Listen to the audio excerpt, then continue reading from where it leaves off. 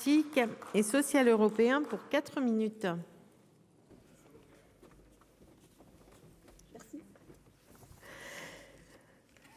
Madame la présidente, monsieur le ministre, madame la présidente de la commission des affaires économiques, madame la rapporteure, mes chers collègues. Le phénomène de précarité énergétique a pris une place particulièrement médiatisée dans notre espace politique, économique et social.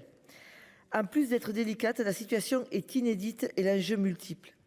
Après la crise du Covid qui a mis en évidence l'urgence à remédier à ce phénomène, l'année 2022 l'a accru par son inflation élevée, provoquée par la hausse des prix de l'énergie comme des matières premières, et exacerbée par des enjeux nationaux et internationaux que chacun connaît. L'année passée, 22% des Français ont déclaré avoir souffert du froid chez eux. Aussi, 69% des Français ont réduit leur consommation énergétique et ont eu des difficultés à payer leurs factures. Sur la forme, le groupe RDSE rejoint la position de la Commission, car il serait préférable d'attendre les conclusions de la commission d'enquête sur l'efficacité des politiques publiques en matière de rénovation énergétique des bâtiments, attendue en juillet 2023, avant de légiférer. De même que la loi de programmation quinquennale sur l'énergie.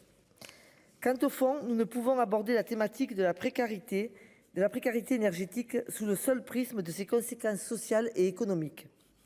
En effet, si elle est synonyme d'une situation financière dégradée, d'un isolement social et d'une santé physique menacée, sa dimension environnementale témoigne de l'urgence climatique dans laquelle nous nous trouvons.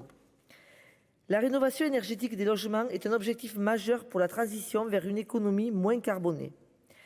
Elle n'est d'ailleurs pas qu'une obligation imposée par le changement climatique et une précarité grandissante.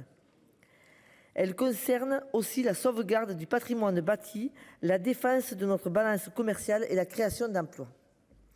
L'action publique dans ce domaine doit donc être largement repensée et nécessite de trouver une articulation juste entre plusieurs principes. Le secteur du bâtiment fonctionnant avec des temps longs, il faut donner aux acteurs une vision de long terme et une politique publique stable afin qu'ils aient la capacité de préparer et d'anticiper les changements. Afin de créer une dynamique forte, pérenne et massive de rénovation énergétique, il faut s'appuyer sur deux éléments indissociables. D'une part, un signal législatif et réglementaire orientant la réflexion et la décision du propriétaire, et d'autre part, le réflexe de performance énergétique à chaque occasion de travaux. Or, cela ne peut se faire sans une structuration de l'offre et une adaptation de la filière professionnelle. Par ailleurs, le principe de réduction du besoin de consommation doit guider le projet de rénovation globale. Les rénovations énergétiques partielles, focalisées notamment sur un changement du mode de chauffage, ne peuvent pleinement satisfaire nos objectifs en matière de baisse des émissions de gaz à effet de serre. Il est nécessaire de rénover les enveloppes de manière performante et d'utiliser une énergie décarbonée.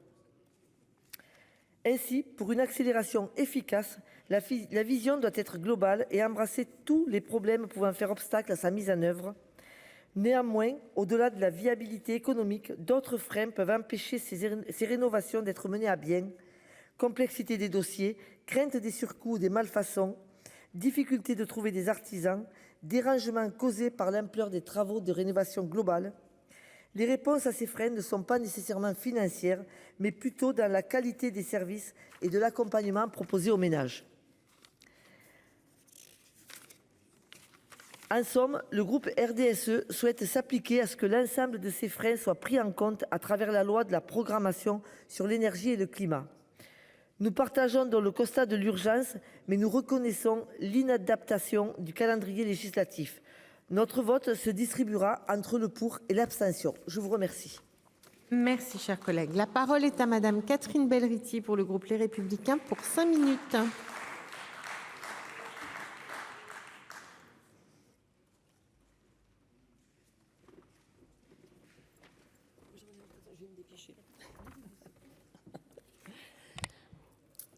Madame la présidente, monsieur le ministre, chers collègues, c'est un constat accablant qui nous réunit ici aujourd'hui à la lumière des crises